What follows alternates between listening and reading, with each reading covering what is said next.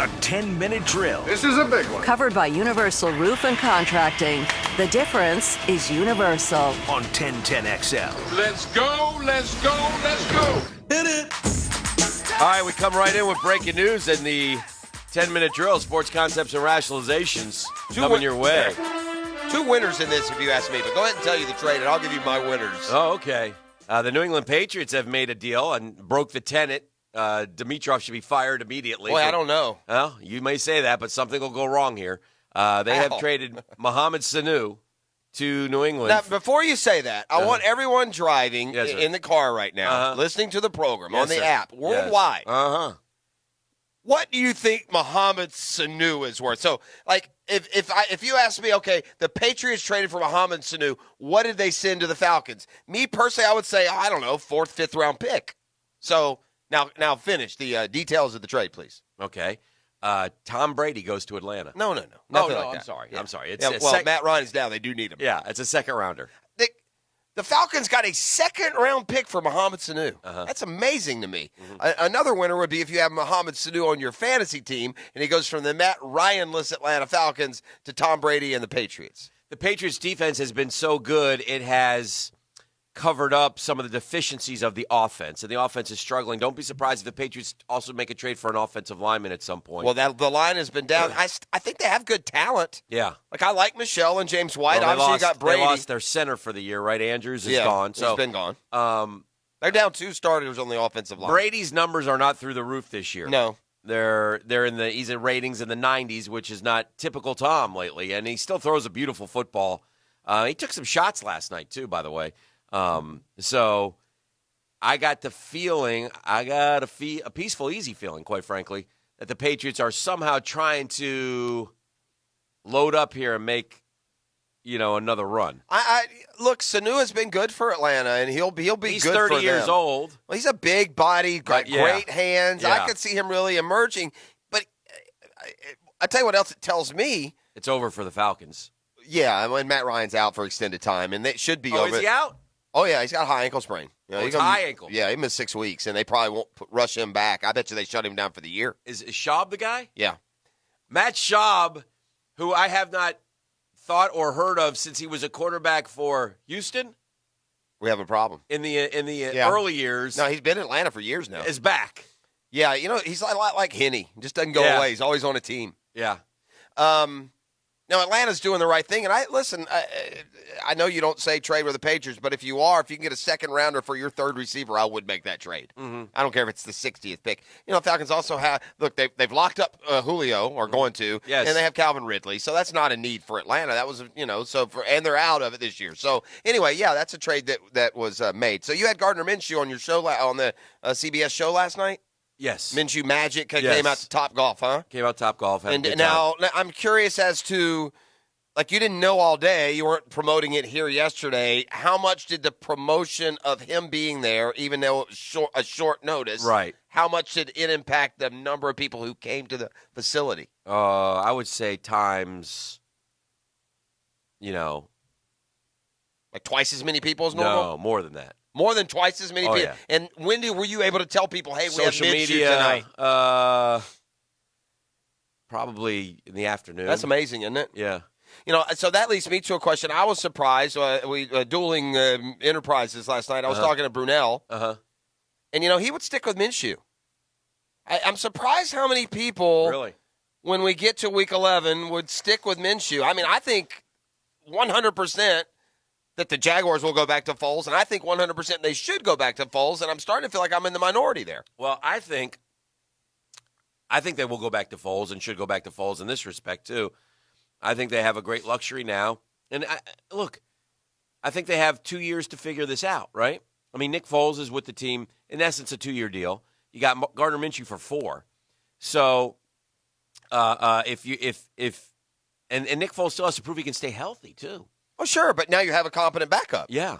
So if he doesn't stay healthy, you're not dead. You're not dead in the water like you have been. It's hard for us to comment on Nick Foles because we didn't see him in the preseason. Yeah, but you can ask this, Dan. We didn't see him in the preseason. He's not a young football player. He's played a lot of football. Is there any possible way that right now, 2 months removed from being a 6th-round draft pick, that Gardner Minshew is a better quarterback right now than Nick Foles? I would say no. Yeah, me too. I don't know how it would even be anywhere near possible. I would say there's because Foles isn't. We're not talking about Foles isn't a guy, and I don't mean like an Osweiler or a Bortles or a guy who has struggled when he's had the chance. He's been steady.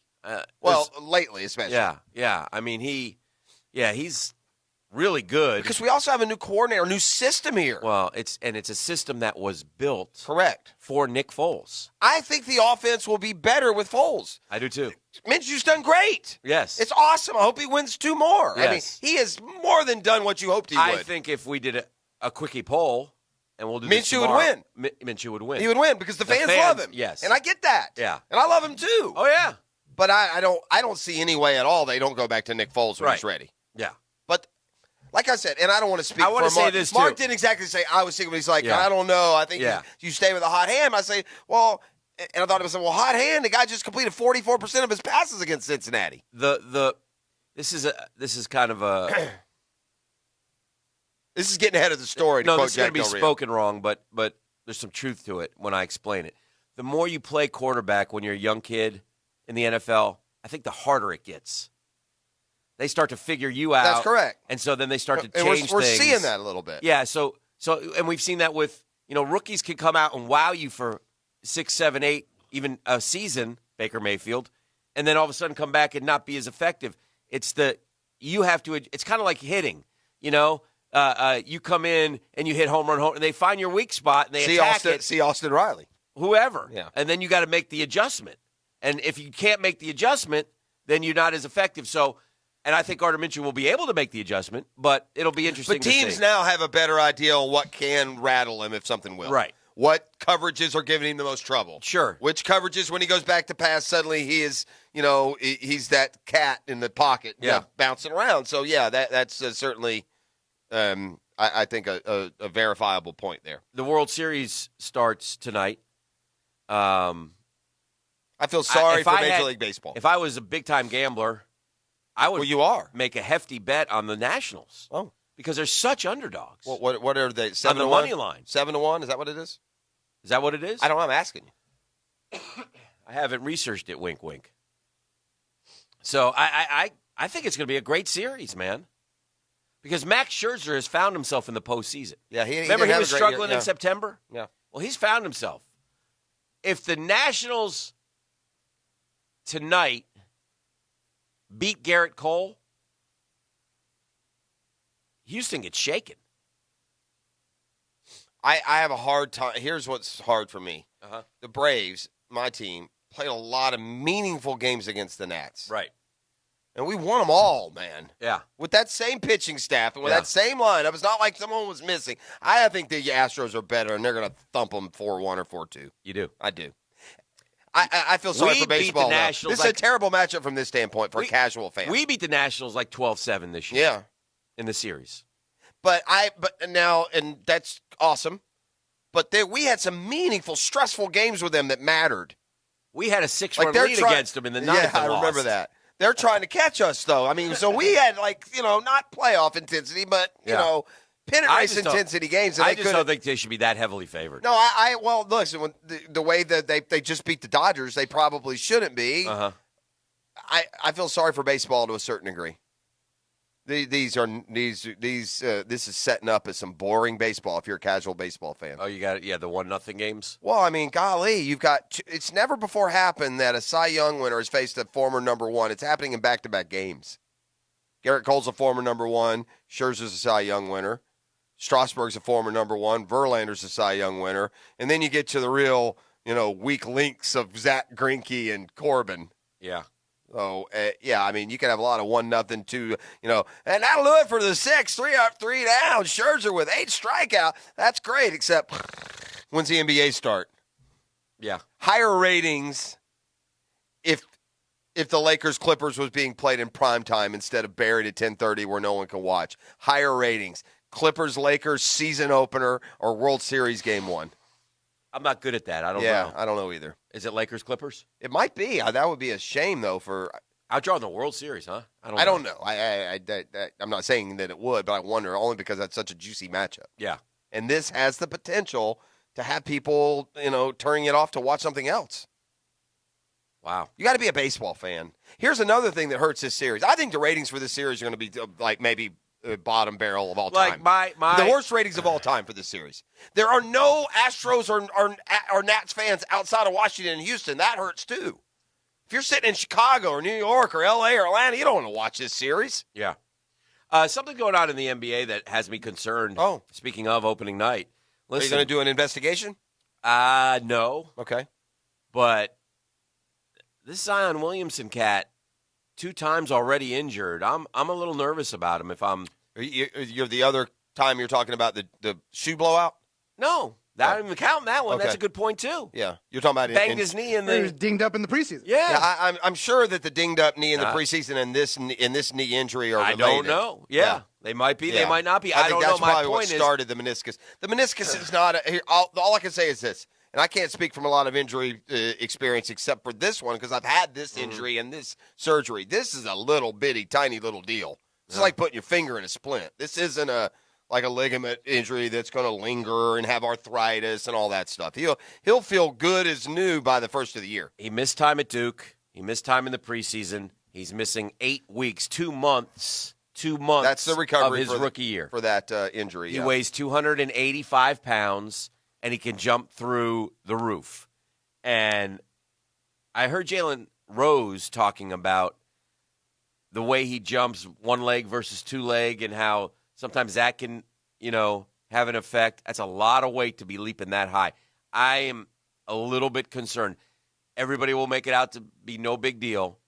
And they keep saying it's no big deal, it's no big deal. Well, it's a big deal because the season's starting and he's not there.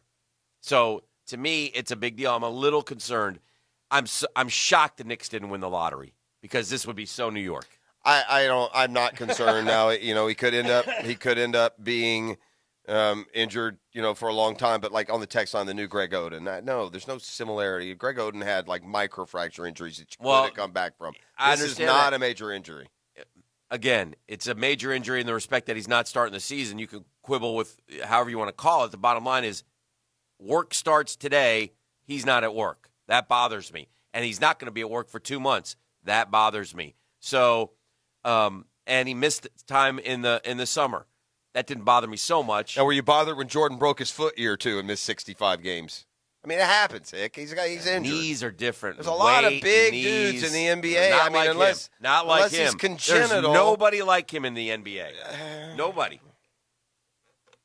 The last Pig Miller. What was the dude on the Suns? Oliver Miller. Yeah, but he was Pig Miller. I think they called him Pig, though. Didn't they call him Pig? He was a big guy. I hope not. That would have been hurtful. Well, we can get Doc Murphy in and ask him a little bit more. I'm just saying. I just know that the meniscus. It's not like you tore a ligament or. Of course not. But he's still going to miss 2 months, and I don't think it's more something like an that ankle sprain. What if he sprained his ankle? Would it bother you? I don't think it's something that we gloss over. If it was a high ankle sprain, would you feel the same? I think you're putting way too much on this meniscus injury. I'm not 280. It happens. Yeah, I don't know. Well, we'll see. It's something to keep an eye on, though. Yeah, well, that's fair. Whenever the season starts without him. No, right? We good? Okay. We got a new clock here. We told you yesterday. So whenever you hear us go, huh? What? Me? You? Oh, okay. So what? We'll do as long as we want. Well, let's do this. 100-minute drill. No, I'm kidding. Let's do this. Let's do caller number 3. Beef, what are we giving away? Call number 3. Going to take home a $50 gift card from Zips Express Car Wash. Okay. And a pair of tickets to see Dane Cook live Thursday, November 7th at the Florida Theater. Okay.